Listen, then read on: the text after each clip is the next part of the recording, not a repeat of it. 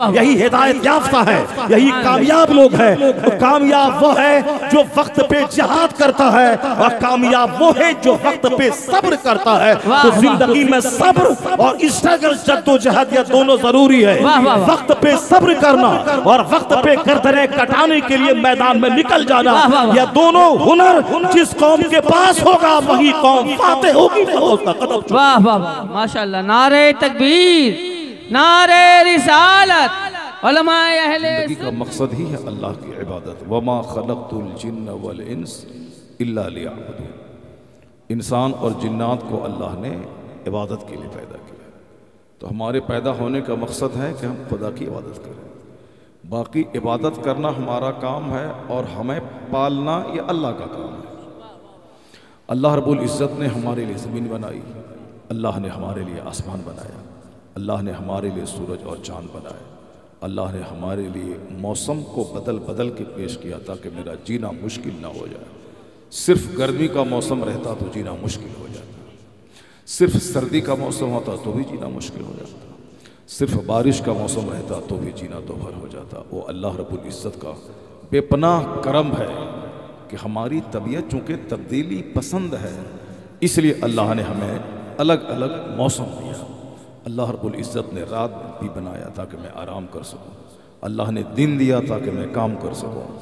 ये सारी नेमतें अल्लाह की हैं। जब इस पॉइंट पे आप गौर करेंगे तो बहुत सारे मसलों का हल निकल आएगा। चूँकि हम लोग गौर ही नहीं करते हैं और सोचते नहीं हैं, सिर्फ हा हा हा हा कि एक प्रवृत्ति चली हुई है। और ये क़यामत की निशानी भी है कि आखिर ज़माने में लोगों की अक्लें छीन ली जाएंगी। और एक बहुत मोतबर हदीस है, सरकार फरमाते हैं सयाती अलन्नास ज़मानुन, अनकरीब लोगों पर एक ऐसा वक्त आएगा कि तुनज़ौ उक़ूलो अक्सर सालिक ज़मान, उस ज़माने के अक्सर लोगों की अक्लें छीन ली जाएंगी। यही वजह है कि मर्द औरत बनना चाह रहे हैं और औरतें मर्द बनना चाह रही हैं। अमीर गरीबों को घास नहीं डालते और गरीब कर्ज लेके मालदार बनना चाहते हैं। तो आखिर ज़माने में लोगों की अक्लें छीन ली जाएंगी तो लोग समझना छोड़ दें, गौर फिक्र करना छोड़ दें। अब जरा गौर फिक्र के इनामात कितने ज़्यादा होते हैं, जरा उसको गौर कीजिए। सोचने से आदमी को क्या मिलता है और जहन पर दबाव डालने के बाद किस कदर शुकूक व शुबहात का इजाला होता है। तकरीर इसलिए होती है ताकि लोग गौर करें, ताकि लोग सोचें कि मैं क्यों पैदा हुआ हूँ और मेरी ज़िंदगी का मकसद क्या है। और ये दिमाग है, बहुत सारे ख्यालात आते रहते हैं, लेकिन तकरीर से उन ख्यालात पे जो धूल जम जाती है वो धूल ख़त्म होती है और आदमी के ख्यालात और पाकीज़ा हो जाते हैं। उसकी एक मिसाल में देता हूँ, ज़रा गौर से सुनिएगा।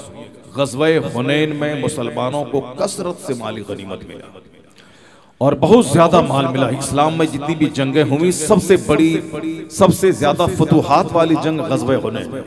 अभी ताज़ा ताज़ा मक्का फतह हुआ था और लोग नए नए इस्लाम में दाखिल हुए थे। सारी टीम आका के साथ हुनैन के मैदान में चली गई। जंग हुई, शुरू में मुसलमानों को शिकस्त होने लगी, क्योंकि मुसलमानों को अपनी तादाद पे थोड़ा सा नाज होने लगा कि आज तो मैं बहुत हूँ। 313 थे, हज़ारों पे गालिब आ गए और हमेशा हम गालिब रहे। और आज तो अल्हम्दुलिल्लाह कई हज़ार की तादाद में हम लोग हैं और मुसलमान वाकई लगभग 12 से लेकर 15,000 थे। पहली जंग थी जिसमें इतनी बड़ी तादाद में मुसलमान शरीक थे। अब जरा गौर से सुनिए उस मैदान में होता क्या। शुरू में मुसलमानों को शिकस्त होने, मुसलमानों के पांव उखड़ गए, क्योंकि दिमाग में यह बात थी कि आज मैं बड़ी तादाद में हूं, इसलिए आज मुझे कोई नहीं हरा पाएगा। हालांकि जंग जीतना ये अल्लाह रब्बुल इज़्ज़त की मदद से होता है। हमारा अकीदा ही है कि अल्लाह ही पैदा करने वाला है, अल्लाह ही रोजी देने वाला है, अल्लाह ही बीमार करने वाला है, अल्लाह ही शिफा देने वाला है। लेकिन जब बंदा ये सोचता है कि मैंने रोजी हासिल की, जब बंदा ये सोचता है कि मैंने ये काम कर लिया, तो अल्लाह तबारक व तआला उस बंदे को मजा चखाता है कि तुमने जो दावा किया कि मैं, तो अल्लाह उसकी सेहत छीनकर, उसकी दौलत छीनकर, उसका सुकून छीनकर उसे तड़पा देता और तब उसको एहसास दिलाता है कि तुम कुछ नहीं है। ये बोलो कि मैं कुछ नहीं हूं, मेरा खुदा ही सब कुछ है। ये अल्लाह रब्बुल इज़्ज़त बंदों को एहसास दिलाता है, बीमारी देकर, माल की कमी देकर, खौफ का माहौल देकर। वरना अल्लाह रब्बुल इज़्ज़त चाहे तो दुनिया के लोगों को 1 सेकंड में जमीन के नीचे दफन कर। जैसे जलजला कहीं कहीं आता है, अभी 10 दिन पहले जलजला आया अफगानिस्तान में, पूरा गांव का गांव जमीन में धंस गया। चूंकि इसराइल और गजा के जंग की वजह से दुनिया की तवज्जो उधर नहीं जा सकी, वरना अभी इस करंट इसी जंग के दौरान पूरा गांव का गांव जमीन में धंस गया। जैसे 1932 में हिंदुस्तान में हमारे बिहार तो नेपाल इलाके में ज़लज़ला आया था, आज तक वहां बस्ती ही नहीं है, पूरी बस्ती जमीन में धंस गई। और बहुत बड़ा बड़ा जो टीला आज मौजूद है, जो जिंदा हैं लोग जिनकी उम्र 100 साल है, वो कहते हैं ये 1932 के ज़लज़ले में यहाँ जमीन की अंदर से मिट्टी बाहर आ गई थी। ये टीला उसी 32 की याद दिला रहा है। खतरनाक ज़लज़ला आया था 1932 में, तो गांव का गांव जमीन में धंस गया। अफगानिस्तान में उसी तरह का ज़लज़ला अभी 10 दिन पहले आया। चूंकि वर्ल्ड न्यूज़ में उसको ज़्यादा तरजीह नहीं दी गई, क्योंकि इसराइल और गजा की जंग हावी रही तमाम अखबारात और मीडिया में, इसे लोग नहीं जान पाए। बहुत खतरनाक ज़लज़ला आया। अल्लाह अगर चाहे वो ऐसा ज़लज़ला इसराइल पे भी आज आ सकता है, अब पूरा इसराइल ज़मीन में धंस जाए। लेकिन मैं ये कहता हूँ, अगर इसराइल पे अल्लाह ज़लज़ला भेज देगा और वहाँ के सारे यहूदी मर के ज़मीन में मिट्टी में मिल जाएंगे, तो आखिर हमारा क्या होगा? हम कैसे, हम किस काम के लिए पैदा हुए हैं?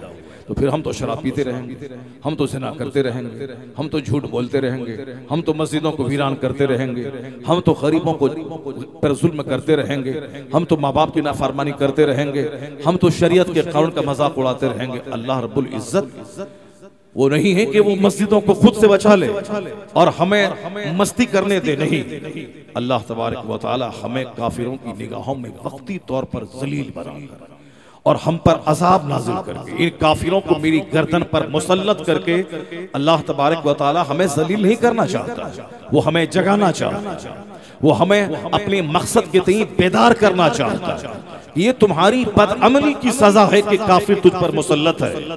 और जिस दिन तुम जाग जाओ और जिस दिन तुम पक्का मोहम्मदी बन जाओ और जिस दिन तुम शरीयत के तकाज़ों को पूरा करो, उस दिन एक इसराइल क्या है, सारी दुनिया पे तुम्हारी हुकूमत कायम हो जाएगी। अल्लाह रब्बुल इज़्ज़त ने वादा पूरा करके दिखला दिया। वही मुसलमान थे जो बकरी के चराने वाले थे, वही मुसलमान थे जो ऊंट चराते थे, वही मुसलमान जो दाने दाने को अरब में तरसते थे, चूंकि अरब में खेती बाड़ी नहीं होती थी। उनकी तिजारत मुल्क शाम और मुल्क यमन में थी। वह लोग बकरियां चराते थे, वह लोग ऊंट चराते थे। लेकिन जब से उन्होंने हुजूर की गुलामी में दाखिल होकर इस्लाम की खिदमत को जिंदगी का सबसे बड़ा एम, सबसे बड़ा गोल, सबसे बड़ा उद्देश्य बना लिया, बाल बच्चों को छोड़कर परदेश निकले। मदीने का एक मुजाहिद 27 साल तक मदीने से बाहर, 27 साल तक। क्या जुनून था इस्लाम की तबलीग का। आज हम लोग 27 दिन बाहर नहीं रह पाते, 27 हफ्ते बाहर नहीं रह पाते। 27 साल तक मदीने का मुजाहिद इस्लाम बचाने के लिए घर से बाहर रहा। आज बाल बच्चों की मोहब्बत ने मुझे जलील किया। ये और बात है कि गजा पे बम गिर रहा, वहां के बच्चे शहीद हो रहे, मगर दिल हमारा तड़प रहा। जो दर्दमंद है उसकी आंख से आंसू के कतरे निकल रहे हैं। दुनिया की सारी मीडिया में मुसलमानों की दुर्गत हो रही है। मुसलमान होने के नाते कहीं न कहीं हर मुसलमान अपने आप को जलील महसूस कर रहा है कि 200 करोड़ की आबादी वाला ये मुसलमान, और ये जो मुशरिकीन हैं जिसकी तादाद हमसे कम है, और ये नसरानी जिसकी तादाद हमसे ज्यादा है, ये सारे के सारे मुझ पर हंस क्यों रहे? ये मेरी जिल्लत पे मुस्कुरा रहे। बहुत पीटा जा रहा है, मारा जा रहा है। कहीं न कहीं दुनिया में मुसलमान उस हमले को अपने ऊपर होने वाला हमला महसूस कर रहा है। जब ये महसूस कर रहा है, जिल्लत के दिन क्यों आए, इस पर गौर करना पड़ेगा। आखिर अल्लाह रब्बुल इज़्ज़त हमें क्या देना चाहता है और हमें क्या आजमाना चाह रहा है? आजमाइश यही कि अल्लाह कहता है कि मैंने बकरी के चराने वालों को दुनिया का हाकिम बना दिया, मैंने अरब के ऊंट चराने वालों के कब्जे में ईरान दे दिया। अरब से यह लोग निकले, मुस्तफा की सच्ची गुलामी में दाखिल हुए, मकान दुकान का नशा दब गया, अब सिर्फ इस्लाम की खिदमत का जुनून दिमाग पे चढ़ गया। वह लोग भूखे थे 10 दिन के, कोई परवाह नहीं। इस्लाम कैसे परवान चढ़े, इस्लाम कैसे मुल्क से बाहर निकलकर दूसरों के मुल्क में जाए, बाल बच्चे शहीद हो जाएं, मगर इस्लाम मगलूब न होने पाए, इस्लाम हमेशा गालिब रहे। मदीने की उस औरत की कहानी सबको मालूम है कि 4 जवान बेटे मैदान ओहद में शहीद हो गए, उनका अपना शौहर शहीद हो गया। आज मेरा एक बच्चा मरता है, मुझे सालों होश नहीं आता। आज हमें कोई मुसीबत आती है तो मैं गोंगा बन जाता हूँ, लेकिन मदीने की उस खातून को सलाम कहिए जिसका शौहर मैदान ओहद में शहीद हो गए, जिनके 4 जवान बेटे शहीद हो गए। जब उनको खबर मिली कि आकाए दो जहां इस्लाम शहीद हो गए, हालांकि ये खबर काफिरों ने अफवाह के तौर पर झूठी खबर फैला दी थी, लेकिन जब उसको खबर मिली वो अपने घर से बाहर निकल गई, लोगों से पूछती है बताओ मुस्तफा कैसे है? किसी ने कहा तुम्हारे शौहर शहीद हो गए। कहा इन्ना लिल्लाहि व इन्ना इलैहि राजिऊन, ये बताओ हुजूर कैसे है? कहा तुम्हारे बड़े बेटे शहीद हो गए। कहा इन्ना लिल्लाह, बताओ मुस्तफा कैसे है? यानी चारों जवान बेटों के मरने की खबर मिली, न सर के बाल नोच रही है, न सीना पीट रही है, न मातम कर रही है, सिर्फ यही कहते हैं बताओ मुस्तफा कैसे है। हम लोग वो हदीस पढ़ते हैं, पढ़ना और है, प्रैक्टिकल में उस पर अमल करना और है। सरकार की हदीस है कि ला युमिनु अहदुकुम हत्ता अकून अहब्ब इलैहि मिन वालिदिही व वलदिही वन्नास अजमईन। मुस्तफा कहते हैं, बुखारी शरीफ की हदीस है कि तुम में से कोई मोमिन नहीं हो सकता जब तक कि हुजूर तुम्हारी जान से ज्यादा, तुम्हारे माल से ज्यादा, तुम्हारी औलाद से ज्यादा और तुम्हारे वालिदैन से ज्यादा और सारे लोगों से ज्यादा मुस्तफा प्यारे न हो जाए। औलाद से ज्यादा प्यारे हो मुस्तफा, वालिदैन से ज्यादा प्यारे हो मुस्तफा। ये जबान से कह देना बहुत आसान है, लेकिन बाल बच्चों को साइड करके हुजूर की मोहब्बत में आगे निकलना और सरकार की खुशनुदी का काम करना, ये दर्शाता है कि बाल बच्चे से ज्यादा मुस्तफा की मोहब्बत है, औलाद से ज्यादा मुस्तफा की मोहब्बत है, वालिदैन से ज्यादा मुस्तफा की मोहब्बत है। ये तो एक कानून है, लेकिन प्रैक्टिकल में मदीने की उस औरत ने बताया, जरा गौर से सुनिएगा, चाहे जरा साइड में साइड में, यानी आप जरा गौर से करें, एक औरत मदीने की है, उन्होंने 4 जवान बेटों की शहादत की खबर सुनी, वो सिर्फ कहती है बताओ मुस्तफा कैसे। और जब कहा गया कि हुजूर सही सालिम है, शहादत की खबर झूठी है, तो फिर भी वो ओहद के मैदान में आई और हुजूर के चेहरे की जियारत के बाद कहती है सरकार, कुल्लु मुसीबतिन बादका जलल या रसूल अल्लाह, मेरा शौहर शहीद हो गया, मेरे 4 जवान बेटे शहीद हो गए, मगर मुझे कोई परवाह नहीं है, आप सलामत हैं, सारी कायनात सलामत है। ये है इस हदीस पाक की अमली तशरीह कि औलाद शहीद हो गई मगर कोई गम नहीं, बताओ मुस्तफा कैसे। शौहर शहीद हो गए, बताओ मुस्तफा कैसे हैं। ये है प्रैक्टिकल में औलाद से ज्यादा नबी से मोहब्बत करना, ये है प्रैक्टिकल में शौहर से ज्यादा नबी से मोहब्बत करना, यह है प्रैक्टिकल में अब सारी कायनात से ज्यादा मुस्तफा से मोहब्बत करना। हुजूर ने कहा है कि नमाज मेरी आंखों की ठंडक है, अगर हम कड़ाके की सर्दी में बिस्तर को खैरबात कह के मस्जिद जाके नमाज फजर बाजमात अदा करें, तब कह सकते हैं कि हमारे नजदीक नींद से ज्यादा मुस्तफा प्यारे हैं, औलाद से ज्यादा मुस्तफा प्यारे हैं। यहाँ नींद प्यारी है और कहते हैं कि फिलिस्तीन क्यों नहीं फतह हो रहा, यहाँ औलाद प्यारी है, कहते हैं फिलिस्तीन क्यों नहीं फतह हो रहा, दौलत प्यारी है और कहते हैं फिलिस्तीन फतह क्यों नहीं, फतह तो फिलिस्तीन के मुकद्दर में है। एक न एक दिन वो आएगा कि इसराइल नाम का कोई मुल्क दुनिया में नहीं रहेगा, चूंकि दुनिया के सारे लोग झूठे हो सकते हैं मगर खुदा का कलाम झूठ से पाक है। अल्लाह रब्बुल इज्जत का कलाम तमाम नकाइस और तमाम खामियों से पाक है। मेरा खुदा सच्चा, खुदा की बात सच्ची, और खुदा कहता है युरीदून लियुत्फिउ नूरल्लाहि बिअफ़वाहिहिम वल्लाहु मुतिम्मु नूरी। कुरान कहता है ये काफिर अपने मुंह से इस्लाम का नूर बुझाना चाहते हैं और अल्लाह उस नूर को पूरा करना चाहता है। तो जो अल्लाह चाहता है वह होकर रहेगा और जो काफिर चाहते हैं वो नहीं होगा। और यही जब से दुनिया बनी है यही हुआ है कि अल्लाह का चाहा ही हुआ है और बंदों का चाहा हुआ सब कुछ नहीं हुआ है। वक्ती तौर पर उलझने आती हैं, परेशानियां आती हैं, मगर अंततः जीत सच्चाई को मिलती है, कभी भी बातिल को जीत नहीं मिली। वक्ती तौर पर अब नमरूद ने खूब उछला कूदा, खुदाई का दावा किया और लोगों से सजदा करवाया। 10 साल 20 साल, 25 साल, 50 साल। अभी इसराइल के वजूद के कितने साल? 70 साल हो रहे हैं। 70 साल पहले इसराइल नाम का कोई मुल्क दुनिया में नहीं था। यह 70 साल के अंदर ही में इसराइल है। और 70 साल यहाँ तो अल्लाह ने फिरौन को 400 साल की छूट दी है। तुम 70 साल में क्यों घबरा गए? 50 साल में क्यों घबरा गए? 14 साल में तुम क्यों घबरा गए? वही घबराता है जो कुरान नहीं पढ़ता, वही घबराता है जो हदीस नहीं पढ़ता है, वही घबराता है जो कायनात पे गौर खौज नहीं करता है, जो उजलत पसंद है, जो जल्दबाज है, जो अपने से मेहनत नहीं करना चाहता है और चाहता है कि जल्दी से अल्लाह इसराइल को मार दे। अल्लाह रब्बुल इज्जत का सारा काम कानून के हिसाब से होता है। सब्बिहिस्म रब्बिकल आला अल्लज़ी खलक़ फसव्वा वल्लज़ी क़द्दर फहदा वल्लज़ी अखरजल मरअ फजअलहु गुसाअन अहवा। अल्लाह कहता है अपने रब्बे आला की पाकी बयान कर, जिसने हर चीजों को पैदा करके एक अंदाजे पे रखा है। अल्लाह कहता है वल्लाहु खलक़ कुल्ल शैइन फक़द्दरहु तक़दीरा। अल्लाह ने हर चीज को पैदा किया है, एक अंदाजे पे रखा है। वश्शम्सु तजरी लिमुस्तक़र्रिन लहा ज़ालिका तक़दीरुल अज़ीज़िल अलीम। सूरज अपने ठिकाने की तरफ दौड़ रहा है। और फल क़मर क़द्दरनाहु मनाज़िला हत्ता आदा कल उर्जूनिल क़दीम। अल्लाह कहता है चांद के लिए हमने मंजिलें मुक़र्रर कर दी है। ये अपनी मंजिलों पे चलता हुआ कभी पूरा होता है और कभी खजूर की सूखी हुई टहनी के मानिंद बारीक हो जाता है। सूरज के बस में नहीं कि चांद पे चढ़ जाए, चांद के बस में नहीं कि सूरज को टच कर ले, रात के बस में नहीं कि दिन को टच कर ले। रात अपने मदार पे घूम रही है और दिन अपने ऑर्बिट पे घूम रहा है। सूरज और चांद अपने गर्दिश के रास्ते पे गर्दिश कर रहे हैं। ये सारा काम एक सिस्टम से हो रहा है। अल्लाह को मालूम है कि फतह कब मिलेगी, अल्लाह को मालूम है शिकस्त कब होगी। अल्लाह कहता है कि हम तुम्हें आजमाएंगे, कभी मौत देकर, कभी माल की कमी देकर, कभी खौफ का माहौल देकर। वला नब्लुवन्नकुम बिशैइन मिनल खौफ वल-जू व नक्सी मिनल अमवाल वल अनफुस वस्समरा।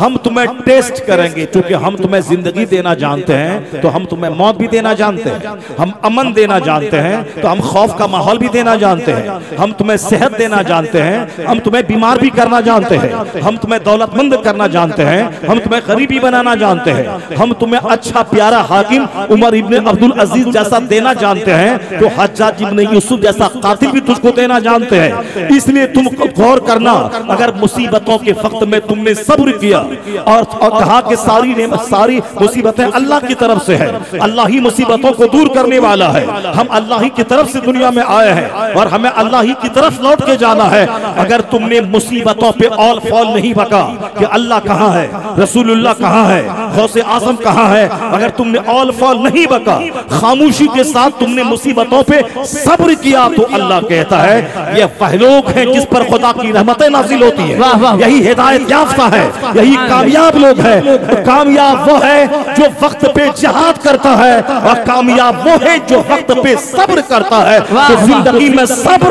और स्ट्रगल, जद्दोजहद, ये दोनों जरूरी है। वक्त पे सब्र करना और वक्त पे गर्दनें कटाने के लिए मैदान में निकल जाना, यह दोनों हुनर जिस कौम के पास होगा वही कौम फातेह होगी। वाह वाह वाह, माशाअल्लाह। नारे तकबीर, नारे रिसालत, उलमाए अहले सुन्नत, जश्न गौसुल वरा। मैं ये चाहता हूँ कि सारा काम अल्लाह कर दे और हम अपने काम में लगे रहें। हम अपने घर बनाने में लगे रहें, हम अपने मकान बनाने में लगे रहें, हम जमीन खरीदने में लगे रहें, हम अपने खाने पीने के गुलाम बने रहें। बाकी मस्जिद की बात रही, अल्लाह बचाए। अब जंग जहां हो तो अल्लाह ताला आसमान से फतह नाजिल कर दे। अब जरा गौर से सुनिए, बात कहां से चली थी, कहां पहुंच गई। अल्लाह हमें आजमाता है खौफ से, भूख से। अल्लाह हमें आजमाता है बीमारी देकर, हमारे बच्चों को मौत देकर। अगर संकट की घड़ी में सब्र का दामन हाथ से नहीं गया तो कामयाबी उसी के लिए है। अब जरा गौर से सुनिए कि अल्लाह ने नमरूद को सल्तनत दी, हुकूमत दी, सारी कायनात का सारी दुनिया का बादशाह बनाया। नमरूद एक लौता बादशाह था अपने अहद में जो पूरी दुनिया का बादशाह था, मगर अल्लाह ने छोड़ दी 10 साल, 20 साल, 25 साल, 50 साल। और फिर उसके बाद जब अल्लाह ने पकड़ा नमरूद को, एक दूसरी फौज के जरिए हिलाक नहीं किया, दूसरी फौज को उस पर मुसल्लत नहीं किया, एक मामूली सा मच्छर के जरिए अल्लाह ने अपने वक्त के उस जबरदस्त बादशाह जो खुदाई का दावा कर रहा था, जो पब्लिक से सजदा करवाता था, उस मगरूर को एक मामूली मक्खी और मच्छर के जरिए तड़पा तड़पा कर हिलाक कर दिया। तो नमरूद का खात्मा हो गया। जिसके सामने जिससे वह सजदा करवाता था उसके सामने पेशाब पखाना में लथपथ होकर तड़प तड़प के मर गया। अल्लाह ने बता दिया कि वक्ती तौर पर भले ही जुल्म उड़ने लगे मगर फतह हकीकत में हक को मिला करती है। तो नमरूद जलील हो गया, मगर जिस इब्राहिम को आग में डाला गया वो इब्राहिम आज भी जिंदा है। 200 करोड़ मुसलमान जब वह नमाज में पढ़ता है अल्लाहुम्मा सल्ली अला मुहम्मद व अला आलि मुहम्मद कमा सल्लैता अला इब्राहिम, तो 200 करोड़ मुसलमान की जबान से जनाबे इब्राहिम का नाम आज निकल रहा है रोजाना। यह इस बात की दलील है कि जुल्म का सत्यानाश होना है और सब्र को अल्लाह ताला जिंदगी देता है, फतह का फरमा देता है। सुभान अल्लाह। नारे तकबीर, नारे रिसालत, नारे गौसियत। आज साबिर इब्राहिम जिंदा और जालिम नमरूद मिट गया। उसके बाद जनाबे मूसा अलैहिस्सलाम का दौर आया। फिरौन को अल्लाह ने 400 साल की लंबी छूट दे दी। वो खुदाई का दावा करता था, वह मर्दों को कत्ल करता था, औरतों को जिंदा छोड़ता था ताकि कोई दूसरा शख्स मुझको आंख नहीं दिखलाए। वही नीति हमेशा काफिरों की रही है। मर्दों को चुन चुन के मारना, बहादुरों को मारना, पढ़े लिखे लोगों को जेल कर देना, समाज के तजर्बाकार पावरफुल लोगों को कैदी बना देना, ये कयामत तक काफिरों का दस्तूर रहेगा और आज भी है। इंडिया हो चाहे पूरी दुनिया में जहां भी हो, जिससे खतरा महसूस होता है उसको हाकिम वक्त उसे जेल में डाल देता है। जिस तरह अमेरिका में बहुत सारे लोग हैं जिसको जेल में डाल दिया गया, हिंदुस्तान में बहुत सारे बेकसूर हैं जो जेल में सड़ रहे हैं। यही हाल हर जगह का है। जिसको अपना हरीफ जाना कि इससे मुझको खतरा है, बस उसको हाकिम वक्त गलत पावर का गलत इस्तेमाल करके उसको जेल में डालता है। कमजोरों पर हुकूमत करना चाहता है और ताकतवरों को जेल में डाल देता है। ये उन अपने हिसाब से ताकि मेरा कोई मुखालिफ ना रहे और मैं बहुत दिनों तक राज करता रहूं। यही हाल फिरौन का था। जब उनसे कहा गया कि तेरी सल्तनत को एक इंसान से खतरा है, एक मर्द से खतरा है, तो उन्होंने मर्दों को ज़बह करना शुरू किया। अगर किसी घर में लड़का पैदा होता फिरौन उसे ज़बह कर देता, लड़की पैदा होती उसको जिंदा छोड़ देता, कोई लड़का नहीं बचेगा। लेकिन जब अल्लाह तबारक व तआला 400 साल की लंबी छूट देने के बाद जब फिरौन को जलील करना चाहा तो जनाबी मूसा अलैहिस्सलाम को उसी फिरौन के घर में उनकी परवरिश फरमा दी और जनाबी मूसा अलैहिस्सलाम फिरौन की सल्तनत के लिए खतरा बने। और जनाबे मूसा अलैहिस्सलाम ने उनसे कहा कि मुझको अल्लाह का नबी मान और एक खुदा को तस्लीम कर, तेरी सल्तनत भी रहेगी। तो बोला कौन खुदा कैसा खुदा, कौन खुदा कैसा खुदा। फिरौन ने जनाबे मूसा अलैहिस्सलाम के कत्ल का प्लान बनाया।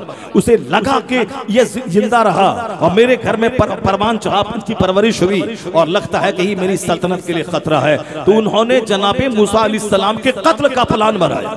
अल्लाह रब्बुल इज्जत ने कहा कि जनाबे मूसा तुम शहर छोड़ के बाहर निकल जाओ, अपने मानने वालों को साथ ले लो और लेके चले। सामने समंदर है और पीछे फिरौन की फौज है। उस वक्त बंदा क्या करेगा? फिरौन मूसा अलैहिस्सलाम के साथ जो लोग थे उन लोगों ने कहा कि बस हम तो अब पकड़े गए, इन्ना लमुद्रकून। कुरान कहता है जनाबे मूसा अलैहिस्सलाम के साथी ने कहा अब तो हम पकड़े गए, यानी फिरौन की फौज पीछे है और सामने समंदर है, अब हम लोग तो पकड़े गए। जनाबे मूसा अलैहिस्सलाम ने कहा नहीं नहीं, हम लोग पकड़े नहीं जाएंगे। इन्नल्लाह माना, अल्लाह हमारे साथ है, अल्लाह हमारे साथ है। सामने समंदर है और पीछे दुश्मन की फौज है। जनाबे मूसा अलैहिस्सलाम के फॉलोवर ने कहा अब हम पकड़े गए, क्योंकि पीछे फौज है मेरा पीछा कर रही है, हम पकड़े गए। जनाबे मूसा अलैहिस्सलाम ने कहा नहीं पकड़े जाएंगे। क्यों? अल्लाह तबारक व तआला हमारे साथ है, अल्लाह मुझे रास्ता देगा, अल्लाह इस संकट से बचाएगा। कुरान शरीफ में कई जगहों पे ऐसा आया है जहां इस तरह के वाकयात बयान किए गए हैं। जिस तरह सरकार दो जहां इस्लाम हिजरत के लिए मदीने से मक्का से मदीना के लिए निकले और जब हुजूर गारे सौर में आप वहां तशरीफ फरमाते और काफिर आपकी तलाश में बिल्कुल आपके करीब तक पहुंच गया और जनाब सिद्दीक अकबर ने कहा कि हुजूर ये तो बिल्कुल करीब पहुंच गया, अब तो ये हमको देख लेगा। बिल्कुल बिल्कुल करीब आ गया, ये दुश्मन अगर निगाहें नीची करे तो हमको देख लेगा। तो हुजूर ने क्या फरमाया, अल्लाह तहज़न इन्नल्लाह मअना, गम मत करो अल्लाह हमारे साथ है। अल्लाह पर मजबूत यकीन। आज यकीन वही कमजोर होता जा रहा है। लोगों को यकीन अपने बाजू पर है, लोगों को यकीन अपने बच्चों पर है, लोगों को यकीन अपनी हुकूमत पे है, लोगों को यकीन अपने खानदान पर है, लोगों को यकीन अपने हुनर पे है, अपनी मुलाजमत पे है, अपनी नौकरी पे है। असल में यकीन के बेसहारा हो जाए, ना मुलाजमत हो, ना खानदानी जमीन हो, ना कोई हुनर जानता हो, उस वक्त बोले कि मेरा रोजी देने वाला अल्लाह है, अल्लाह मुझे पालने रब्बुल आलमीन है, वह मुझे रोजी देगा। कहां से देगा? जहां से बंदा सोच नहीं सकता है। जब बंदा अटूट यकीन अल्लाह की जात पे करता है तो अल्लाह रिस्क के दरवाजे खोल देता है, अल्लाह मुसीबतों से निकलने का रास्ता पैदा फरमा देता है। यहाँ तो ये बेयकीनी ने मुझे निढाल और कमजोर किया। अगर दुनिया के 200 करोड़ मुसलमान जो गिनती के हैं इसको निचोड़ा जाए तो चंद ही कतरे निकलेंगे जो वाकई अल्लाह पर मजबूत यकीन करता हो। यहाँ यकीन है कि अगर हमने झूठ नहीं बोला तो रोजी नहीं मिलेगी, अगर हमने रिश्वत देके नौकरी नहीं ली तो मेरा बच्चा भूखा मर जाएगा, अगर मैंने कमजोर दवाइयां लिख करके अगर मैंने दलाली नहीं खाई तो फिर मेरा बच्चा मर जाएगा, अगर मैंने पैथोलॉजी में 2-4-10 टेस्ट लिखकर शाम के वक्त में वहां से दलाली नहीं लिया तो फिर हमारा घर नहीं बन पाएगा। वो जानता है कि नॉर्मल डिलीवरी से बच्चा पैदा हो सकता है, लेकिन जो उन्होंने कार लिया है इंस्टॉलमेंट पे, मकान लिया बनाया है इंस्टॉलमेंट पे, वो सारा सामान उसका जो बैंक से लोन लेके लिया है, हर महीने का कर्जा कैसे चुकाएगा, अपने बच्चे को ब्रिटेन में कैसे पढ़ाएगा। इसलिए वह झूठ का लिबास पहन के कहता है नॉर्मल डिलीवरी नहीं होगी, बच्चा भी मरेगा, सच्चा भी मरेगी, इसमें सिजरिंग करना ही पड़ेगा, क्योंकि वो जानता है कि नॉर्मल डिलीवरी में फायदा नहीं है। और वो सिजरिंग करेगा तो 50,000 रुपए कमा लेगा ताकि वह बैंक का कर्जा वह चुकाए। तो वह झूठ का लिबास पहनता है, पैथोलॉजी से 10 टेस्ट लिख के वहां से शाम के टाइम में दलाली लेता है, डॉक्टर की सूरत में वह भेड़िया बन के चंद सिक्के कमाता है। विश्वास घट गया कि हम रिश्वत नहीं दें तो बच्चा क्या खाएगा, हम झूठ नहीं बोले तो कहां से पैसा कमाएंगे, और हम अगर लड़की वालों से मुतालबा न करें तो बेटे की शादी में 10 लाख रुपए कहां से खर्च करेंगे। लोग बेयकीनी की फजाओं में गुजर रहे हैं। सिर्फ ढांचे की दाढ़ी है, सिर्फ ढांचे की टोपी है, सिर्फ ढांचे का लिबास है, सिर्फ जुमा के दिन सर पे टोपी और मस्जिदों में नमाज पढ़ने जाता है। बहुत सारे बुजुर्गों ने मस्जिदों में हालत नमाज में जब नमाजियों पे निगाह डाली तो ऐसा लगा सारे बंदर और कुत्ते मस्जिद में पड़े हुए हैं। यानी वो जो रूहानियत की दुनिया के ताजदार लोग थे, ये लोग हैं जो सजदा कर रहे हैं, इनका दिल भेड़ियों की मानद है, ये मुसाफा कर रहे हैं, एक दूसरे की पीठ में खंजर फूंकने वाले हैं। जिस तरह आप मुशाहदा कर सकते हैं समाज में कि मस्जिद में नमाज एक साथ पढ़ते हैं, मस्जिद से बाहर निकलने के बाद फिर अलग अलग तरह की जंग में लोग मुब्तला हो जाते हैं। ये गरीब है, मैं अमीर हूँ, ये नताफ और जोलहा है, मैं पठान और शेख हूँ, ये कमजोर है, मैं ताकतवर हूँ, ये कमजोर गरीब है और मैं मालदार हूँ, ये मजदूर है और मैं जमींदार हूँ। इस तरह के इख्तलाफात में लोग पड़ जाते। उसकी औकात क्या है, उसकी हैसियत क्या है? मस्जिद में सब एक हो गए और मस्जिद से बाहर निकले तो औकात दिखाने लगे। इसका मतलब है कि यह ढोंग है, सिर्फ सर पे टोपी और चेहरे पे दाढ़ी, चेहरे पे दाढ़ी है मगर नमाज में खुशू और खुजू नहीं है, सर पे टोपी है मगर नमाज पढ़ता भी है तो ताकि दूसरा ये ना बोले कि जुमा तक ये नहीं पढ़ता है। वह कुर्बानी इसलिए करता है ताकि लोग ये ना कहें कि हमारे इनके बच्चे दूसरों के रहमो करम पे रहेंगे और दूसरा उसको गोश्त भेजेगा तब ये खाएगा, मेरे बच्चे क्या खाएंगे। हज करते हैं इसलिए ताकि दुनिया में मालूम हो जाए कि मैंने हज किया है। हज कोई तफरीह के लिए कर रहा है, कोई नामो नमूद के लिए कर रहा है, कोई तिजारत के लिए कर रहा है। और हुजूर ने 1400 साल पहले कहा था एक जमाना ऐसा आएगा, यहुज्जु अग़निया उम्मती लिन्नुज़हा, मेरी उम्मत के मालदार सिर्फ तफरीह के लिए हज करेंगे और मेरी उम्मत के गरीब मांगने के लिए हज करेंगे, हज और उम्रा करेंगे। और मेरी उम्मत के उलमा सिर्फ रिया और नुमाइश के लिए हज करेंगे और मेरी उम्मत के औसत दर्जे के लोग औसातुहुम लित्तिजारा, जो दरमियानी क्लास के लोग हैं वो तिजारत के लिए हज करेंगे, और जो फुकरा हैं लिल मसअलते वह मांगने के लिए हज करेंगे। बेशुमार फुकरा हिंदुस्तान, पाकिस्तान, बांग्लादेश के वो वहां जाते हैं और वहां से करोड़ों रुपए कमा के वापस आते हैं। बहुत सारे लोग बिजनेस करते हैं, ट्रेवल्स वाला बिजनेस शुरू किया है और ये उम्रा और हाजियों से बेपनाह पैसे कमा के माल जमा करते हैं। वह कभी उम्रा एहराम तक नहीं बांधते, एहराम अगर बांधा भी है तो कायदे से वह उम्रा नहीं करते क्योंकि बिजनेस उसका है। तो कहते हैं कि औसातुहुम लित्तिजारा, इसके दरमियानी दर्जे के लोग बिजनेस के लिए हज करेंगे। वह उमराहुम लिन्नुज़हा, इसके मालदार लोग तफरीह के लिए हज करेंगे। नहीं कोई काम मिला, बच्चों की छुट्टी है, चलो उम्रा के लिए चलते हैं, दुर्गा पूजा की छुट्टी है, 10 दिन स्कूल बंद है, चलो मक्का से आ जाते हैं। वह अल्लाह रब्बुल इज्जत के घर का तवाफ करने नहीं जा रहा, लिन्नुज़हते, जो मुस्तफ़ा ने कहा था कि आखिर ज़माने के मालदार सिर्फ तफरीह के लिए हज और उम्रा करेंगे, हज और उम्रा करेंगे। वही हो रहा तमाशा, स्कूल बंद है, चलते हैं उम्रा करके आते हैं और वहां से खड़े खड़े आइसक्रीम खाते हैं और दूसरों को धक्का दे के तवाफ करते हैं और आगे हमने हज उम्रा करके आ गए ताकि 10, 20, 50 लोग हमें माला पहना दे और फिर गए और वहां से आ गए। क़यामत के दिन पता चलेगा उस हज और उम्रा की कोई कीमत नहीं है। इबादत तो वही अज्र दिलाएगी जिस इबादत खालिस अल्लाह ताला के लिए किया जाए। क़यामत के करीब इसी तरह के हालात पैदा होंगे, यकीन खत्म हो जाएगा। दुनिया से सबसे पहली चीज जो उठा ली जाएगी वह यकीन है, यकीन खत्म हो जाएगा। और सबसे आखिरी चीज जो उठाई जाएगी वह कुरान पाक को उठा लिया जाएगा। यानी रात में लोग कहेंगे कि कुरान मुसहफ शरीफ कुरान शरीफ का नुस्खा है, सुबह सवेरे सारे नुस्खे दुनिया से उठा लिए जाएंगे। एक लफ्ज कुरान करीम का दुनिया में नहीं रहेगा और कोई अल्लाह अल्लाह कहने वाला नहीं रहेगा।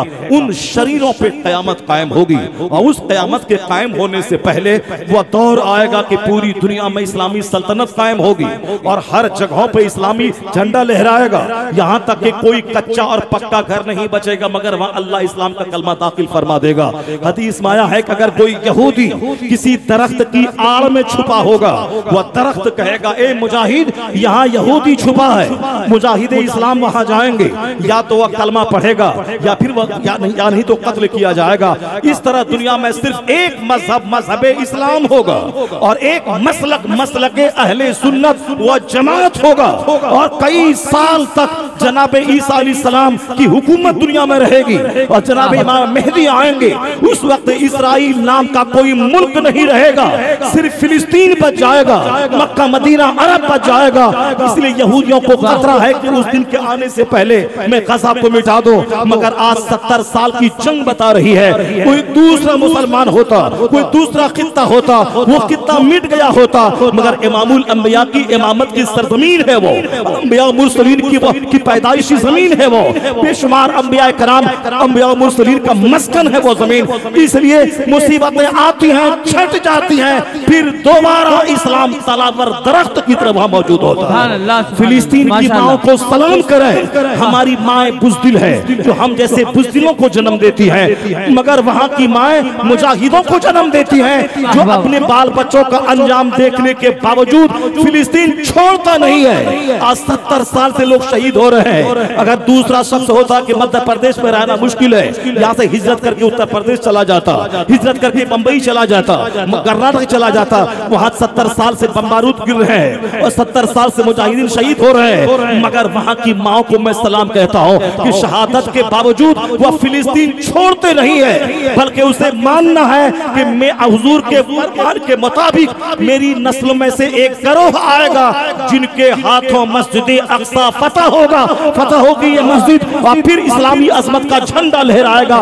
इसी आस में माए शहीद हो रही है, मेरे वक्त में नहीं तो आने वाली नस्ल इस सरजमीन को फतह हासिल करेगी और इस यकीन के साथ अपने बाल बच्चों को शहीद करवा रही है और इंतजार कर रही है कोई दूसरा सलाहुद्दीन जन्म लेगा, उसके हाथों फिलिस्तीन फतह होगा। और ये बात बिल्कुल सच है, हुजूर का फरमान सच्चा कि आने वाले 50-100 साल के अंदर इस्राइल नाम का कोई मुल्क नहीं रहेगा और फिलिस्तीन ही रहेगा और पूरी दुनिया में इस्लामी अजमत का झंडा लहराएगा, क्योंकि अल्लाह का कलाम सच्चा है, काफिर झूठे।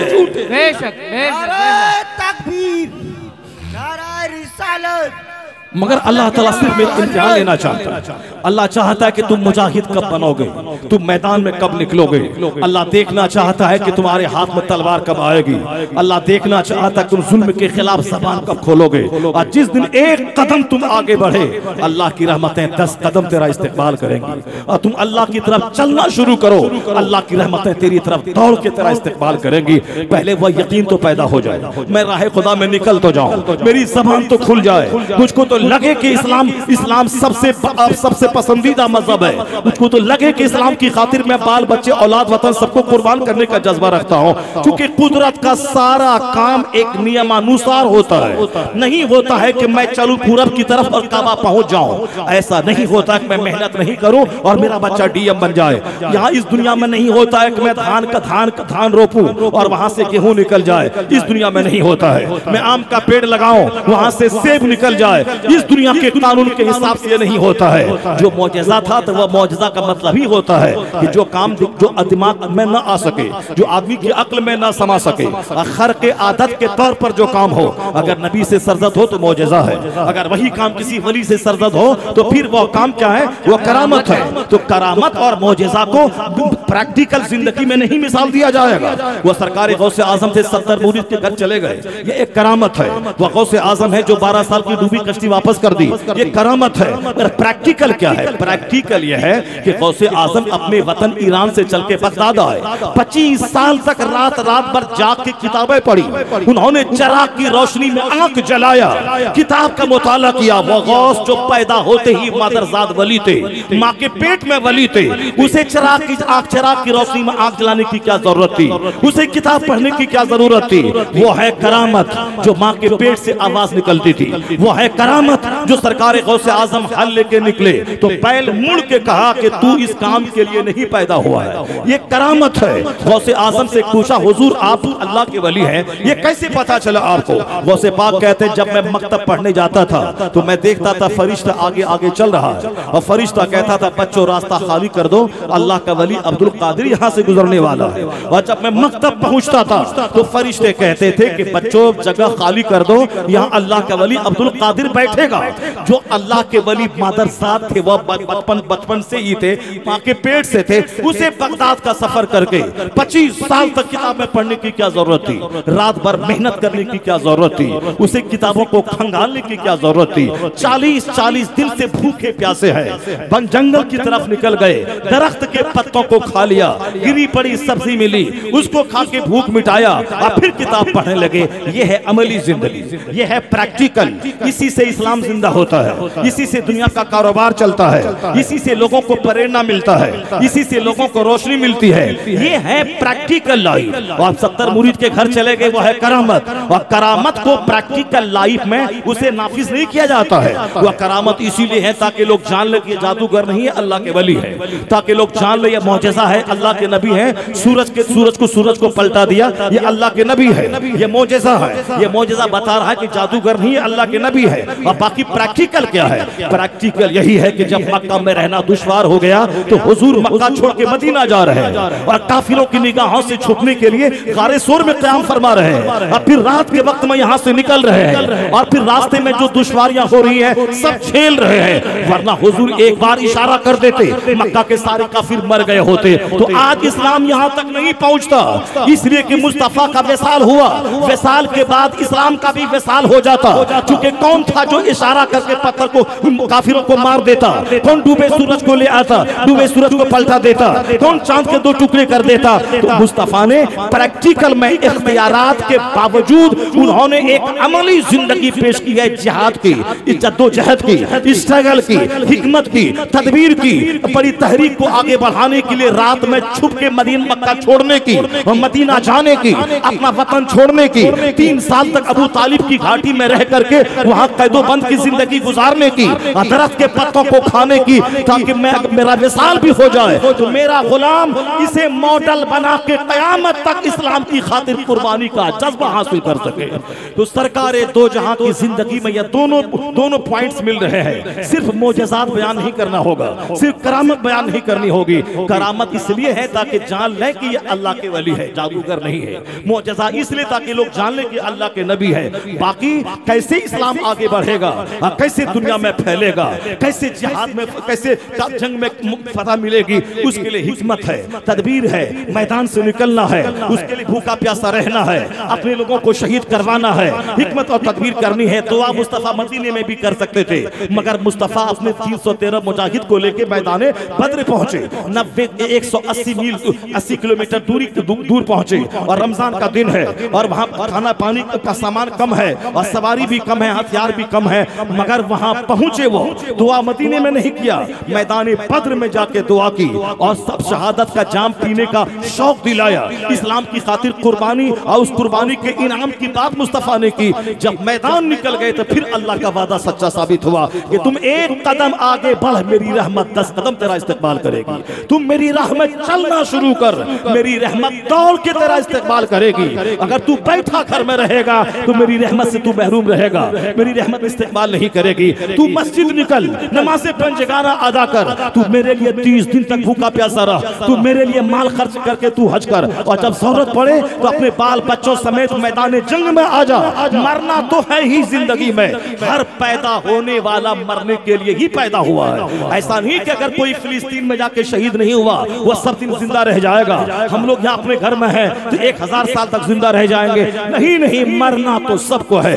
हर पैदा होने वाले को मर ही जाना है, हर पैदा होने वाला मरने के लिए ही पैदा होता है, हर कपड़ा पुराना होने के लिए ही बनता है, हर घर ढहने के लिए ही बनता है, हर रात के बाद दिन आता है और दिन के बाद रात आती है। इसलिए जब मर ही जाना है तो कोई हॉस्पिटल में मर रहा है, कोई एडी रगड़ के मर रहा है, कोई एक्सीडेंट में मर रहा है, कोई प्लेन क्रैश होने के बाद मर रहा है, कोई शराब की भट्टी में मर रहा है, कोई तवाइफ के कोठे पे मर रहा है, कोई अपनी प्रॉपर्टी की जंग में मर रहा है, कोई कोर्ट कचहरी जाते जाते मर रहा है, कोई जिम में मर रहा है, कोई डांस करते हुए मर रहा है, कोई शादी की महफिल में मर रहा है। तो जिम में मरना, शादी की महफिल में मरना, शराब के कोट शराब पीते मरना, तवाइफ के कोठे पे मरना और है, अल्लाह की खातिर शहादत की मौत मरना और है। जब मरना ही है तो हिंदुस्तान में एड़ी रगड़ के मरना और है, किबले अव्वल की आजादी की खातिर और शहादत का चाप पीना और है।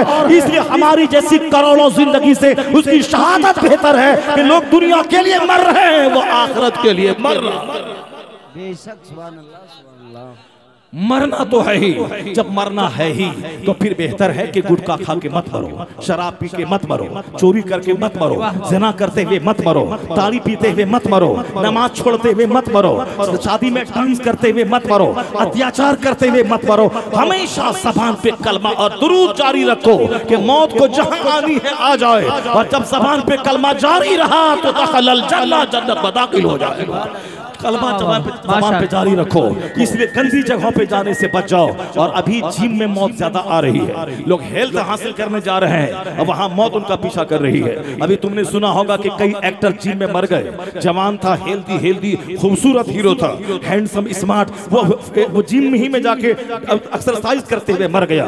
बहुत सारी खूबसूरत डांसर वो नाचते नाचते शादी की महफिल में मर गई। इसका मतलब है कि आज मौत शादी की महफिल में मौत गर्दिश कर रही है और जिम में मौत ज्यादा जा रही है। मस्जिद में तुमने सुना होगा कि फला आदमी हालत सजदा में मर गया, कभी तुमने सुना कि वह तिलावत करते हुए मर गया, कभी तुमने सुना कि वह नमाज के इंतजार में मर गया, कभी तुमने सुना ही नहीं सुना होगा, अक्सर सुना होगा वह शराब की भट्टी में था मर गया, वह सिनेमा हॉल में था मर गया, वह जिम में था वह मर गया, वह शादी ब्याह के मौके पे डांस कर रहा था मर गया।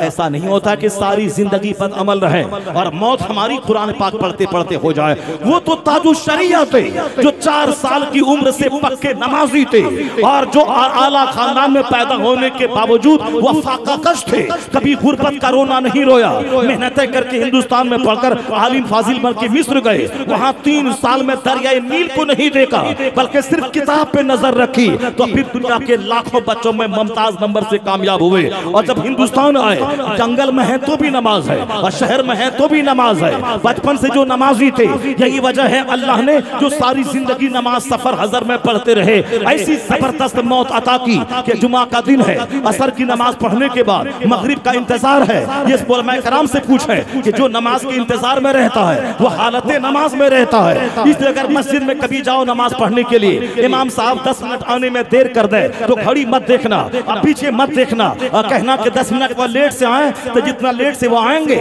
उतनी देर तक हमें हालत नमाज का अज्र मिलता रहेगा, हालत नमाज का अज्र मिलता रहेगा। हदीस में आया है जो नमाज के इंतजार में रहता है वो हालत नमाज में रहता है। तो जो बचपन से ही नमाजी थे, सफर और हजर में नमाजी थे और हमेशा दीन की खातिर उन्होंने इल्म हासिल किया और इल्म का पैगाम आम करते रहे, अल्लाह ने अंजाम इतना अच्छा दिया कि जुमा का दिन है, असर की नमाज पढ़कर मगरिब का इंतजार है, उधर अजान हुई, इधर ज़बान पे कलमा जारी हुआ, उसी हालत में रूह कब से अंसुरी से परवास करी है। यानी ये समझ है तो कुतुब अब्दाल जैसी मौत, शहीदों जैसी मौत जो अल्लाह मखसूस बंदों को देता है, वही मौत अल्लाह ने सरकार ताजुश शरिया को अता फरमाया। ये मौत का अंदाज बताता है, वह एक सूखा मामूली आलिम नहीं थे, अपने जमाने के कुतुब थे ताजुश शरिया, नाइबे गौस थे ताजुश शरिया, कुतुबुल इरशाद थे ताजुश शरिया। अब्दालों जैसी मौत बताती है कि अपने वक्त के अब्दाल थे ताजुश शरिया। इसका मतलब है कि जो सारी जिंदगी प्रैक्टिस करता हो झूठ की, वो हालत झूठ में मरेगा। उसकी जबान में गुटका रहेगा, कलमा नहीं पढ़ पाएगा। वो कलमा पढ़ना भी चाहेगा तो फरिश्ता मोहलत नहीं देगा। इसलिए फजूल चीजों को छोड़ दे, झूठ छोड़ दे, गंदी बातें छोड़ दे, फजूलियात के माहिर और एक्सपर्ट बनने की कोशिश मत कर। जहां बिजनेस करने के बाद फुर्सत मिले, जबान पे कलमा दुरूद जारी कर ले। जहां घर में तन्हाई मिले, घर तन्हाई में कलमा और दुरूद जारी कर ले। और जहां मौका मिले, जबान पे कलमा दुरूद जारी रख। और बचपन से नमाजी बन ताकि हालत सजदा में मौत हो जाए। नात पढ़ते पढ़ते मौत कहाँ होती है? वो तो मौलाना एजाज कामठवी थे, जो नात पढ़ते पढ़ते बंबई में उसकी मौत हो गई। तो गाना गाते हुए मरना और है, नबी की नात पढ़ते हुए मरना और है। मरना तो सबको है, मैं भी मरूंगा तू भी मरेगा। जो झूठ बोलते बोलते मरना, फिल्मी डायलॉग बोलते बोलते मरना, कॉमेडी बोलते हुए मरना और है, कुरान और हदीस बोलते हुए मरना और है। वो तो कारी रज़ियल्लाह था, खिताब मुकम्मल हुआ, उस हालत में मौत आ गई तो पता चला कि सनीमा का डायलॉग बोलना बोल के मरना और है, और मुस्तफा का जिक्र करते करते मरना और है। तो हिंदुस्तान में मरना, आराम की हालत में मरना, ये हमारे मुकद्दर में है। और शहादत का जाम पीना फिलिस्तीन के बच्चों के मुकद्दर में है। अल्लाह तबारक व तआला उन शोहदा को आला मकाम अता फरमाए। इसलिए हमें ये यहूदी हमारे बच्चों को मार के हमें नर्वस नहीं कर सकता है। ये हम लोग तो तलवार के साए में पले हैं। वो हमारी माएँ थी जो अपने बाल बच्चों को लोरी सुनाती थी कि इलाही मेरे बच्चे को लंबी उम्र देना ताकि खून का आखिरी कतरा तेरे मजहब के नाम पे निचोड़ दे। वो माएँ थी जो अपने बाल बच्चों को दबंग पैदा करके मुजाहिद। बस मेरी आपसे यही गुजारिश है कि चैनल को सब्सक्राइब, लाइक, शेयर करें।